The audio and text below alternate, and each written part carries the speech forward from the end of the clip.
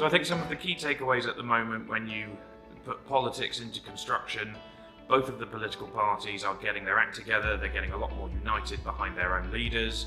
The Labour Party really behind Jeremy Corbyn and his new calls for social housing, for green jobs, for highly skilled jobs, and what he wants to do and what he's promising in a Labour government.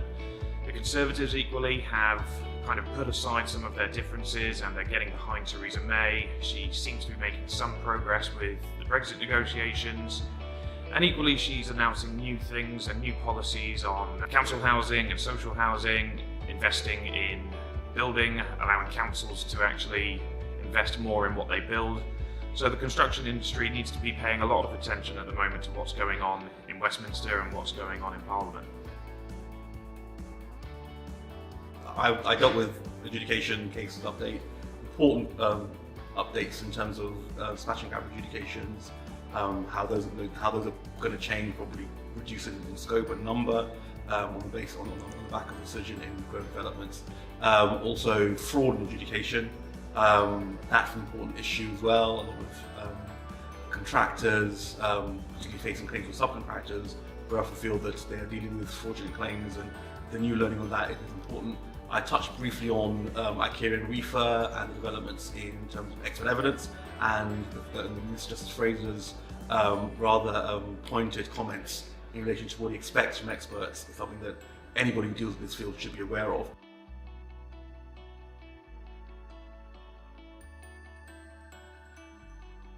I've been talking about how to write a claim document. Comply with the notice requirements. 4 corners of the claim: cause, effect, entitlement and substantiation. Keep it simple.